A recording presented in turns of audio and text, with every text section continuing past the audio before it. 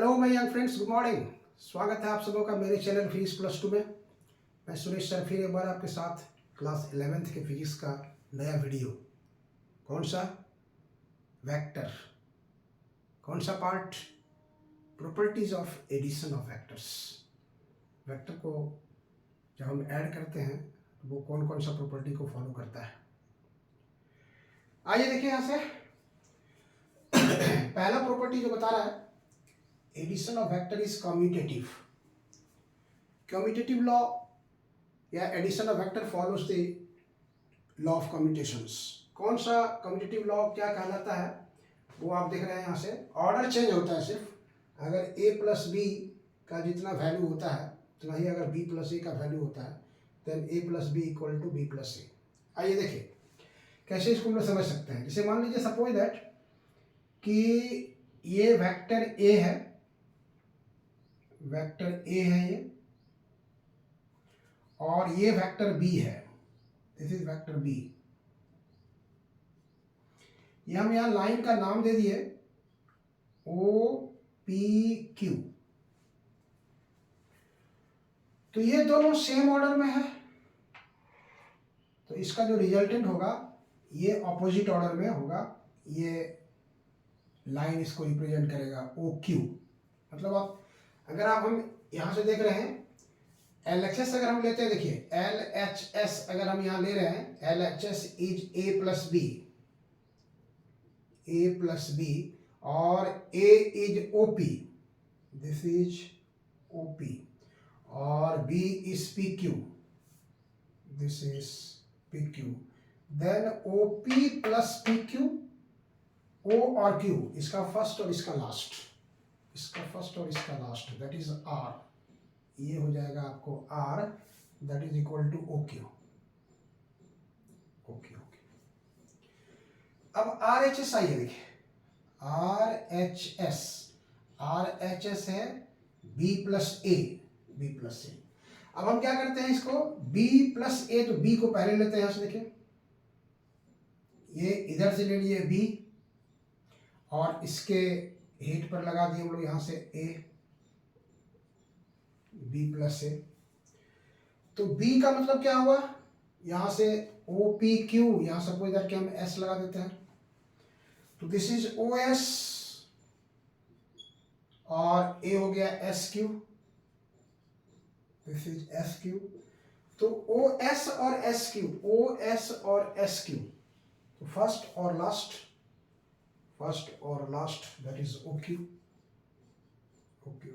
तो आप देख रहे हैं कि A प्लस बी का जो लाइन है दैट इज OQ और B प्लस ए का जो लाइन है वो भी AQ है। Therefore LHS is equal to RHS। मतलब vector A plus B equal to vector B plus A, A plus B equal to vector B plus A.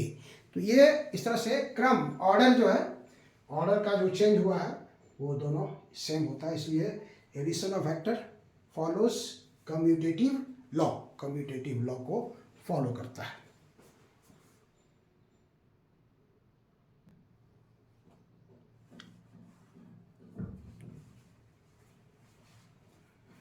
Addition of vector is associative. यहां तीन vectors है, देखिए A B C. Last two vector के बीच small bracket है और यहां पर फर्स्ट टू वेक्टर के बीच स्मॉल ब्रैकेट है। हम पहले यहां पे थ्री वेक्टर्स को रिप्रेजेंट करते हैं। वेक्टर एडिशन मोर देन 2 है, इसलिए लॉ ऑफ पॉलीगन होगा। तो लॉ ऑफ पॉलीगन हुआ तो ये मान लीजिए आपका वेक्टर ए आ गया, दूसरा वेक्टर बी आ गया, ये वेक्टर ए है, वो वेक्टर बी है, और ये मान लिया सपोज दैट कि this is vector C, this is vector C. तो रिजल्टेंट जो होना चाहिए आपको कौन सा लाइन होगा वो आपको देखना है यहां से। तो आगे चलते हैं हम लोग यहां से LHS क्या है, vector A plus under bracket vector B plus C. तो ये वेक्टर ए का मतलब कौन सा लाइन हो गया आपको, वेक्टर ए का मतलब यहां दे दीजिए पहले OP PQS याद है हम लोग, OPQS। तो ए हो गया आपका OP, this is OP। B हो गया आपका PQ, दिस इज PQ। और सी हो गया आपका QS, दिस इज QS। पहले ब्रैकेट का जो है उसको हम लोग सोल्व करना है। तो ये हो गया आपका OP और PQ और QS। देखिए PQ और QS, तो PQ और QS का मतलब हो गया PS, इसका फर्स्ट इसका लास्ट। PS मतलब ये लाइन होगा आपका, ये लाइन आपको बताएगा B प्लस सी, ये B प्लस सी लाइन बताएगा मतलब PS, दिस इज PS।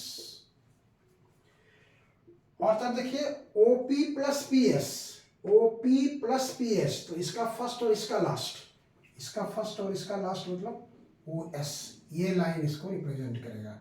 ये रिजल्टेंट हो जाएगा इसका, ये रिजल्टेंट हो जाएगा, दिस इज R। LHS का A plus B plus C का जो रिजल्टेंट होगा वो OS के द्वारा होगा, दैट इज R।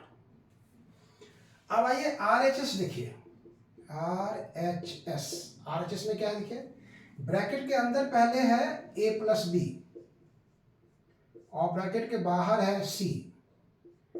तो A के लिए लिखेंगे आप OP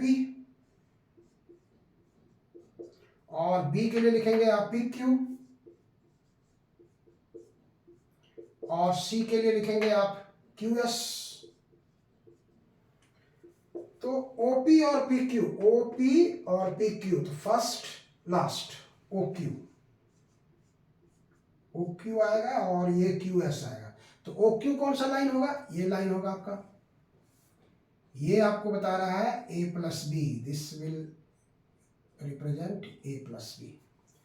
और तब इसके हेड पर इसका टेल रखा हुआ है, तो OQ और QS, OQ और QS, इसका फर्स्ट इसका लास्ट, इसलिए दिस इज OS। तो LHS भी OS लाइन को रिप्रेजेंट कर रहा है, दैट इज R, और RHS भी OS लाइन को रिप्रेजेंट कर रहा है, that is R। therefore LHS is equal to RHS, मतलब vector A plus B plus C is equal to vector A plus B plus C। ये आपका हो गया addition of vector is associative. Associative law को addition of vector follow करता है।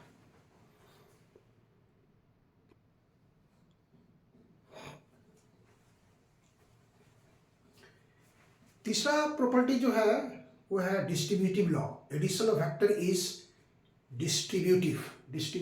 यहाँ पर addition of vector is distributive, मतलब डिस्ट्रीब्यूशन उसका हो जाएगा, अगर A प्लस B वेक्टर है और उसको हम मल्टीप्लाई कर रहे हैं स्केलर क्वांटिटी से, तो ये इस पर भी डिस्ट्रीब्यूट होगा और इस पर भी डिस्ट्रीब्यूट हो जाएगा, मतलब लैम्डा A और प्लस लैम्डा B, तो ये वेक्टर होगा और ये वेक्टर होगा। तो हम लोग देख चुके थे कि ये वेक्टर और इस वेक्टर का जो एडिशन आएगा वो A प्लस B के बराबर होगा, सिर्फ वो उसका जो मैग्नीट्यूड है वो बढ़ जा रहा है। और जो फोर्थ प्रॉपर्टी है condition for zero resultant vector, कोई भी वेक्टर जिसका बहुत से वेक्टर का सम रिजल्टेंट जीरो कब हो सकता है, जब सभी वेक्टर एक ही ऑर्डर में रहेगा तभी। क्योंकि एडिशन ऑफ वेक्टर का जो रूल है लॉ ऑफ ट्रायंगल में, जैसे मान लीजिए दो वेक्टर को अगर हम ऐड कर रहे हैं, दोनों सेम ऑर्डर में मैग्नीट्यूड में है, तो उसका रिजल्टेंट जो होगा ऑपोजिट ऑर्डर में होगा।